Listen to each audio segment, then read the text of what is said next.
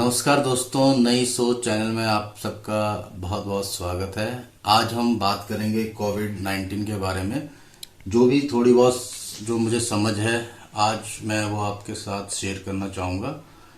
मूलतः हम बीमारी के सिम्टम, साइन और इलाज के बारे में बात नहीं करेंगे, बल्कि हम उन विषयों पे बात करना मैं चाहूँगा आज कि भारत में जो कंट्रोवर्सी के कारण है।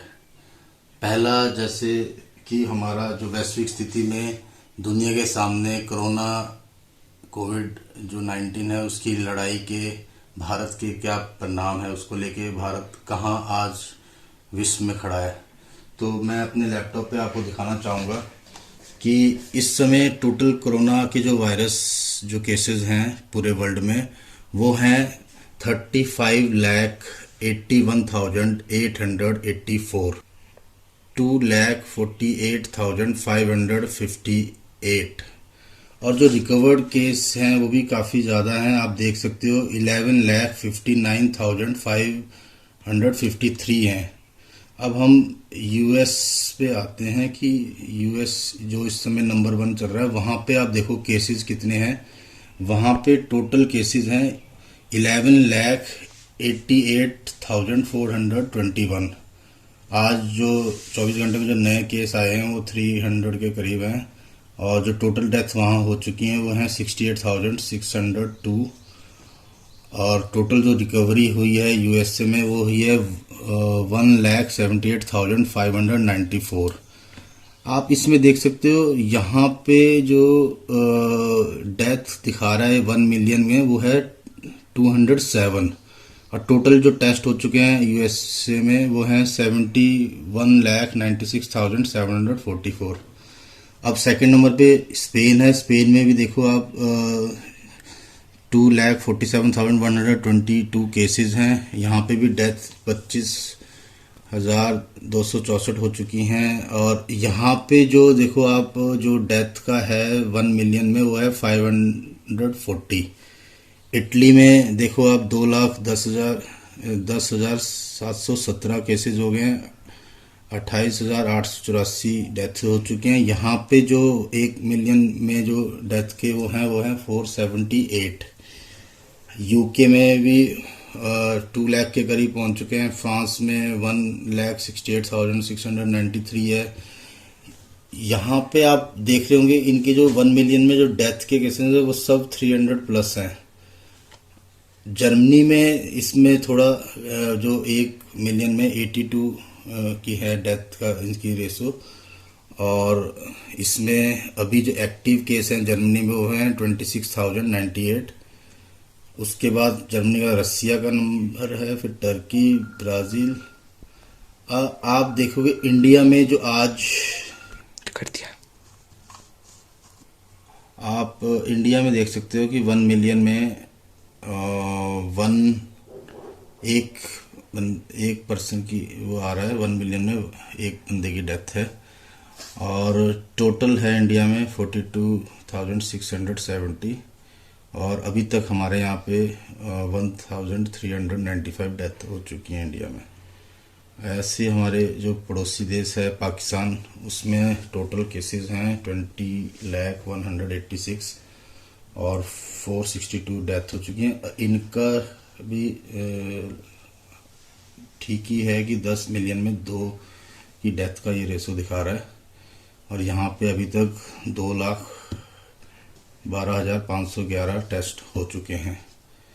तो इस हिसाब से अगर हम देखें अपना जो हमारा जो पहला केस जैसे हमारे मार्च में आया था, तो आज हम वर्ल्ड के बाकी देशों से हम बेहतर स्थिति में हैं, और जो भारत सरकार जो कर रही है वो बहुत अच्छा कर रही है। और हमें जो ये आज से जो तीसरा लॉकडाउन स्टार्ट हो रहा है, हमें इसको बहुत सक्सेसफुल बनाना चाहिए, जैसे हमने बाकी के 2 लॉकडाउनों को सक्सेसफुल बनाया। हमें अगर ज़रूरत ना हो हमें बहुत ज़्यादा, तो हमें बाहर नहीं निकलना चाहिए। Stay home, stay safe. अब जो दूसरा विषय जो हमारा इंडिया में जो कंट्रोवर्सी का हो रहा है कि सारे जितने भी हमारे लिबरल हैं और बाकी बुद्धिजीवी हैं तथाकथित स्वयंभू बुद्धिजीवी, वो कह रहे हैं कि हमें ज़्यादा से ज़्यादा टेस्टिंग करनी चाहिए, हमें वेंटिलेटर लाने चाहिए, 10 लाख वेंटिलेटर होना चाहिए। लेकिन अभी तक जो मेरी रिसर्च रही है और जो मैंने डॉक्टरों की इंटरव्यूज़ देखी हैं, उनका यही कहना है कि अगर हम 10 लाख वेंटिलेटर की बात करते हैं तो हमें 24/7 उसमें हमें नर्स भी चाहिए। हम वैसा नहीं कर सकते कि वेंटिलेटर में पेशेंट को रख के हम उसको वैसे ही छोड़ दें, उसको हमें 24 आवर्स की निगरानी में रखना पड़ेगा। तो हमें 3 नर्सें एक वेंटिलेटर पे चाहिए, तो उस हिसाब से हमारे पास 30 लाख नर्सें चाहिए मतलब ये 10 लाख वेंटिलेटर को टैकल करने के लिए। और जो डॉक्टर जो 5-6 सालों से प्रैक्टिस कर रहे हैं वेंटिलेटर पे, वो भी अपने आप को सक्षम नहीं मानते कि हम पूरी तरह से वेंटिलेटर चलाने में हम वेल इक्विप्ड हैं, हम बहुत अच्छे हैं, हम कोई गलती नहीं कर सकते। वो भी, उनके भी हाथ अभी भी कांपते हैं और वो अपने आप को परफेक्ट नहीं मानते। तो हम किसी भी नौसिखिए डॉक्टर को वेंटिलेटर पे नहीं खड़ा कर सकते। वो हमारा जो लड़ाई है वो है कि हम मरीज को वेंटिलेटर तक ना आने दें, और जितना वो सोशल डिस्टेंसिंग और अपने आप को इम्यूट रखेगा, अपने एक्सरसाइज योगा वगैरह करेगा उससे, जैसे कि ताकि उसके कोरोना से वो अपने आप को बचा सके। यही हमारे लिए और यही एक मंत्र है पूरे विश्व में कि हम कोरोना से हम अपने देश को और अपने समाज को बचा सकते हैं। हमारा 130 करोड़ की हमारी जनसंख्या है। हम हर एक बंदे का टेस्ट नहीं करवा सकते। क्यों? क्योंकि एक टेस्ट के बाद हमें उसका दूसरा टेस्ट भी करना है। तो ये पॉलिसी भारत में बिल्कुल फेल है, जो ऐसा कह रहे हैं कि हर बंदे की टेस्टिंग हो, ज़्यादा से ज़्यादा टेस्टिंग हो। अब ऐसा पॉसिबल नहीं है 130 करोड़ के देश में कि आप आज किसी एक बंदे की टेस्टिंग करो और उसके बाद फिर 4 दिन बाद फिर उसकी टेस्टिंग करने जाओ। ये पॉसिबल नहीं है। तो भारत ने जो स्ट्रेटजी अपनाई है कि जिसमें ये लक्षण है कोरोना के, हम उसी की का ही टेस्ट करें, या जो कोरोना वायरस से जो ग्रसित जो व्यक्ति हैं उनके संपर्क में जो आए हैं, बिल्कुल क्लोजली संपर्क में, हम उन्हीं को क्वारंटाइन करके उन्हीं की टेस्टिंग करें, ना कि हर एक बंदे की 130 करोड़ जनता की। क्योंकि ये जो कोरोना है, ये कई बार हमारे को एक से ज़्यादा बार उसकी टेस्टिंग करनी पड़ती है, तब जाके वो रिपोर्ट नेगेटिव आती है। तो ये जो भी हमारे भारत की जो पॉलिसी है ये बहुत अच्छी है। तो हमें इसी पॉलिसी पे आगे भी बढ़ना पे कंटिन्यू करना चाहिए।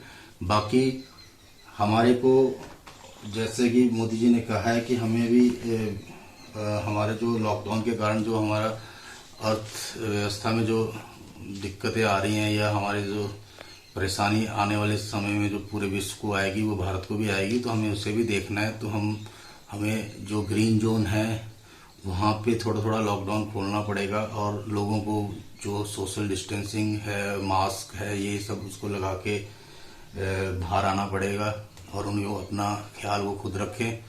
बाकी मेरी आप लोगों से हाथ जोड़ के विनती है कि आप घर से बाहर तभी जाएं जब बहुत ही इमरजेंसी हो, अदरवाइज आप घर में ही रहें और सेफ रहें।